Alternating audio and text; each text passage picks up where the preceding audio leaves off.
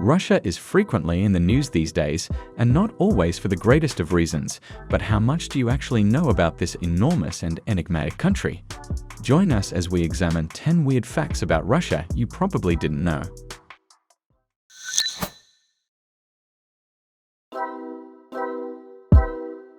Russia has the deepest lake in the world, Lake Baikal, which is located in southern Russia and is much closer to China than the ocean, despite the fact that it should be impossible for such a thing to happen.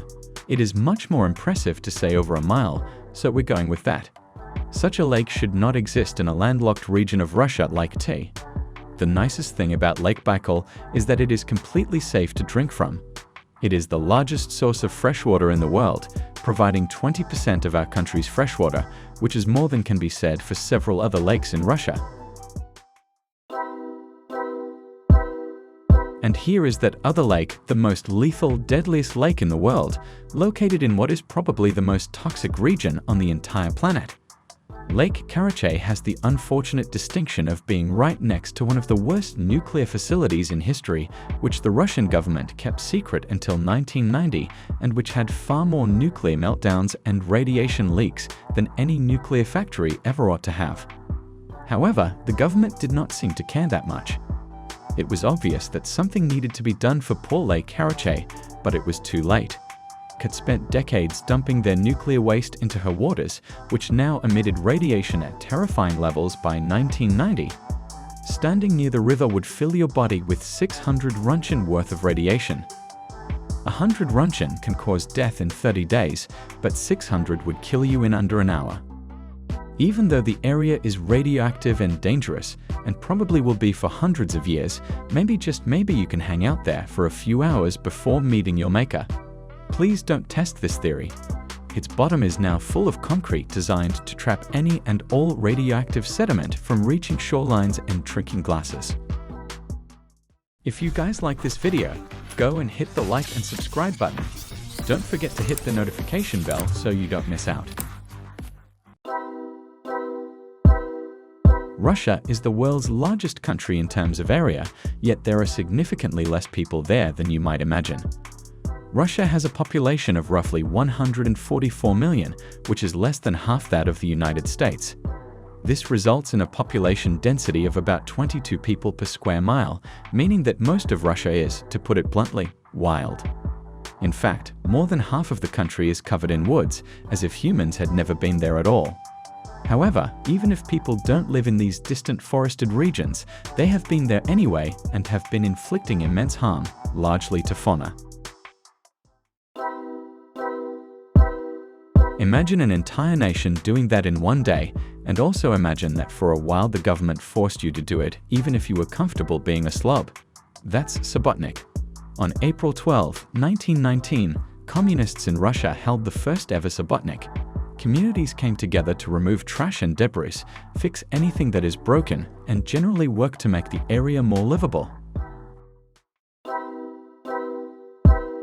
Russia is known for its extreme cold, but one northern town takes it to a whole new level, to the point that we're actually unsure of why anyone lives there.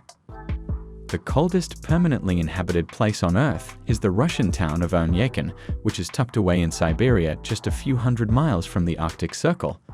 Summer temperatures there rarely rise above 15 degrees Celsius or 60 degrees Fahrenheit, while winter lows typically range from -30 to -50 degrees. On its lowest day, most days saw temperatures drop to a bone-chilling -31 degrees Celsius or -96 degrees Fahrenheit. Few crops can grow due to the permafrost, so the 500 or so people who bizarrely choose to call this place home primarily eat reindeer and horse meat. Omniakhan's only real activity is basic survival, and going outside requires the heaviest of fir trees because anything else puts them at risk of frostbite at best and a frozen death at worst. What else is there to look forward to in this ghost town with no electronics? When a loved one passes away, good luck burying them in the permafrost. You need to light a fire, dig a few inches down, start another fire, dig a few more inches down, and so on and so forth.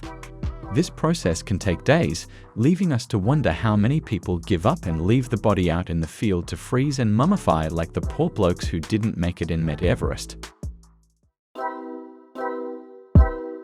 Many believe in communism. Russia disintegrated when the Berlin Wall fell, but we know the reality months before the wall fell because the establishment of possibly the most un-Soviet restaurant possible revealed communist principles had already collapsed. McDonald's and other Western cuisine were largely prohibited in Russia out of concern that they might persuade people to adopt ideologies that were not supported by the government. However, by 1990, the Western ideal of food, fun, and people could no longer be contained, and on January 31, 1990, Russia opened its first McDonald's in Moscow's Pushkin Square. The people were ready, they were familiar with McDonald's, and were itching for a taste of the fabled fast food. In order to enjoy the delights of 2 all-beef patties and unique sauce, thousands of people lined up on opening day. Russia welcomed McDonald's with open arms, and currently there are over 650 of them there. Communism is a passing fad, but Happy Meals remain timeless. Being the largest nation on Earth, it makes sense that they would have some pretty long railways. In fact, they have the one longest in the world, the Trans-Siberian Railway, which has no known connection to the Trans-Siberian Orchestra. Traveling the entire length of this track will put your love of trains to the ultimate test. Your trip on the Trans-Siberian Railway begins in Moscow and ends in Plateau Vostok, 9289 kilometers or 577,072 miles away. It takes just over 6 days to travel the entire track, plus an additional 3 days if you choose to continue into North Korea. The railway has been a part of Russia since the 1890s, when Tsar Nicholas I realized how nice it would be to take a train around the world. If you use the internet, which given that you are viewing this video suggests that you do, then you undoubtedly like cats.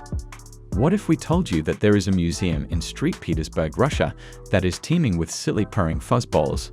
That sounds like Nirvana, right? The Hermitage Museum is home to about 74 cats, each of which is technically a mouser. In 1745, Empress Elizabeth ordered that cats be brought to her palace to eliminate all the mice. The cats did such a wonderful job that got to stick in. Over 270 years later, they still live there. They are not the same cats, of course, which would be weird and stinky. However, as becoming of a line of creatures who once helped an empress. The Russian government would lock up anyone they didn't like in the brutal, torturous concentration camps known as Gulags between 1929 and 1953. Political dissidents, suspected spies, and general troublemakers made up the approximately 18 million people who suffered in the hundreds of gulags scattered throughout the USSR. As of 2017, 2 of these gulags, Alzir and Karachay in Kazakhstan, have been operating as museums. For the most part, shamanism, a spiritual practice in which you change your consciousness to become one with the spirit world, is no longer practiced. Russia was not a fan of them, labeling them as quacks and charlatans and killing them for supposedly being so. However, the ancient practice is still observed in some areas of Russia, particularly on Olkhon Island, a small locale near Lake Baikal in southern Siberia. Their numbers are few, but their beliefs are strong. Failure to do so could anger the local evil spirits, and there is no faster way to ruin a trip than that. Unfortunately, island shamanism is still under attack, this time due to chemical pollution of the area's waters, excessive tourism, and plain old exploitation. Many islanders who pose as shamans are simply actors who are playing the part so tourists will give them lots of money. There are still a few honest shamans around, but they're getting harder and harder to find since they can't appease the spirits.